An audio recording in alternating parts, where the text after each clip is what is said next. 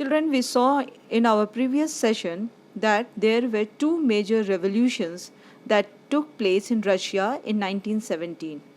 First was the February Revolution, which led to the end of monarchy in Russia, and other was the October Revolution that led to an end of provisional government. Russia was declared as a socialist country after the October Revolution. Now let us see what changed after October Revolution. You know, the Bolsheviks were totally opposed to private property. So, most industries and banks were nationalized in November 1917, and their ownership and management was taken over by the government. Land was declared as a social property, and peasants were allowed to capture the lands of the nobility. In cities, large houses were divided into several quarters according to the size of the family. The Bolsheviks banned the use of old titles of aristocracy. Children, by aristocracy, we mean the highest class in certain societies, typically comprising people of noble birth holding hereditary titles and offices. To bring this change in the society, even new uniforms were designed for the army and officials, introducing the Soviet hat, that is Budonauka. The Bolshevik Party was renamed the Russian Communist Party. In November 1917, the Bolsheviks conducted the elections to the Constituent Assembly. But they failed to gain majority in the Constituent Assembly. In January 1918, the Assembly rejected some of the measures proposed by the Bolsheviks. This led to dismissal of the Assembly by Lenin. Now, Lenin thought that all Russian Congress of Soviet were more democratic than an elected assembly. After that, Bolshevik became the only party to participate in the elections to the All Russian Congress of Soviet. Children, All Russian Congress of Soviet became the parliament of the country. The Bolsheviks became the only party in Russia which could contest the elections. Thus, Russia became a one-party state. The secret police, which was first called as the Cheka and later OGPU and NKVD, sentenced and punished those people who criticized the Bolsheviks. While on one hand, many people like young writers and artists supported the Bolsheviks as they stood for socialism, on the other hand, people were also disappointed with the party because of the censorship imposed by the Bolsheviks. Children, as the Bolsheviks ordered for land redistribution, soldiers who were mostly peasants also wanted to go home for the redistribution of the land, and hence they deserted or left the army. This started breaking up of Russian army. The Bolshevik uprising was criticized by non-Bolshevik socialists, liberalists and nobility. Their leaders moved to South Russia and organized troops to fight the Bolshevik, who were known as the Reds. During 1918 and 1919, socialist revolutionaries who were known as the Greens and the supporters of Tsar, who were known as the Whites, controlled most of the Russian Empire. They were supported by France, Britain, Japan and America, as these countries were worried over the growth of socialism in Russia. As a result, a civil war began in Russia. Looting, banditry, and famine became common. Supporters of private property among whites took harsh steps with peasants who had captured land. Such actions led to the loss of popular support for the non Bolsheviks, that is, the Greens and the Whites. By January 1920, the Bolsheviks, the Reds, once again controlled most of the former Russian Empire. They succeeded due to cooperation with non Russian nationalists and Muslim jihadists. Children, it may be noted that cooperation did not work where Russian colonists themselves turned Bolshevik. For example, in Khiva, in Central Asia, Bolshevik colonists brutally massacred local nationalists in the name of defending socialism. In this situation, many were confused about what the Bolshevik government represented.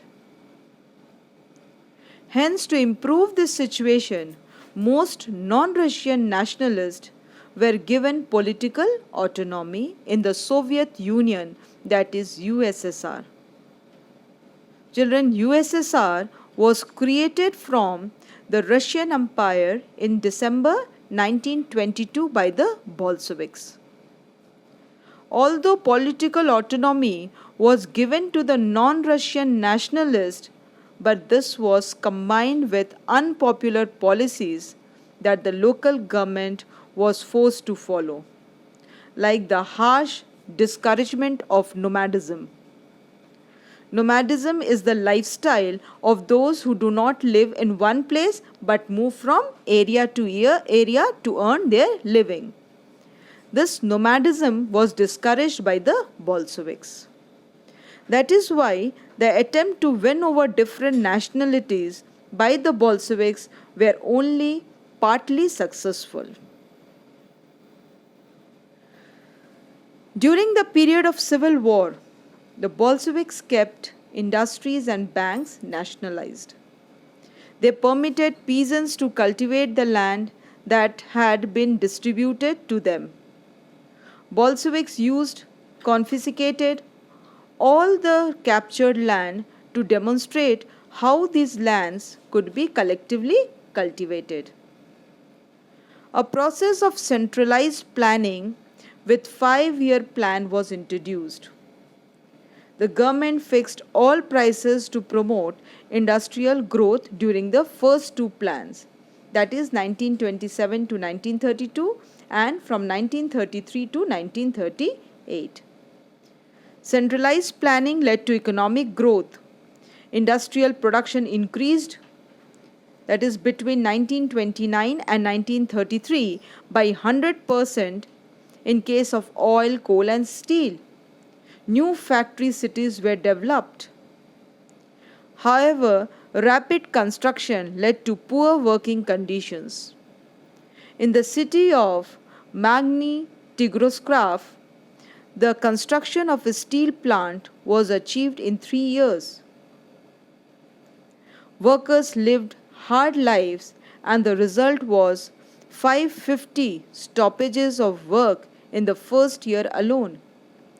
In living quarters in the winter time at 40 degrees below, people had to climb down from the 4th floor and dash across the street in order to go to the toilet. Although the government resources were limited, an extended schooling system was developed and arrangements were made for factory workers and peasants to enter universities. Creches were established in factories for the children of women workers. Cheap public health care was provided. Modern living quarters were set up for workers. Our next topic is Stalinism and collectivization. In 1927-1928, the towns in Soviet Russia were facing an acute problem of grain supplies.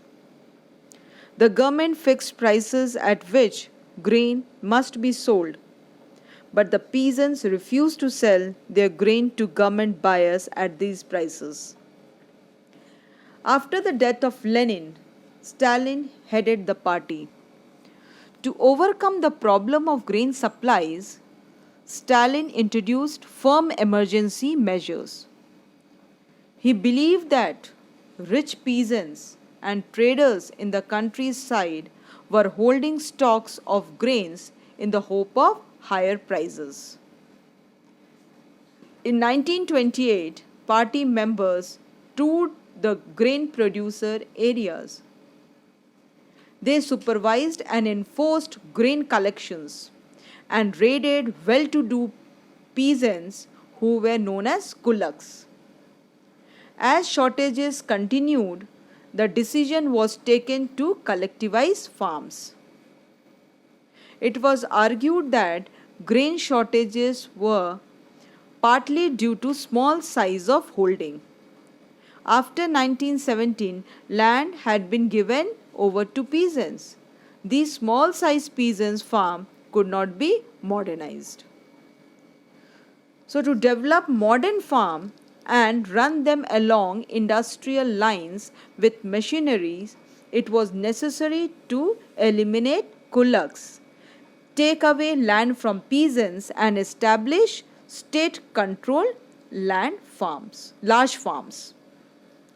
This followed with Stalin's collectivization program. From 1929, the party forced all peasants to cultivate in collective farm called the kolaks. The bulk of land and implements were transferred to the ownership of collective farms. Peasants worked on the land and the kolkhoz profit was shared. Disappointed and enraged peasants resisted the authorities and destroyed their livestock. Between 1929 and 1931, the number of cattle fell by one-third. Those who resisted collectivization were severely punished. Many were deported and exiled. As they resisted collectivization, peasants argued that they were not rich and they were not against socialism. They merely did not want to work in collective farm for a variety of reasons. Stalin's government allowed some independent cultivation but treated such cultivators unsympathetically. In spite of collectivization, production did not increase immediately. In fact, the bad harvest of 1930 and 1933 led to one of most devastating famines in Soviet history, when over 4 million people died. Many within the party criticized the confusion in industrial production under the planned economy and consequences of collectivization.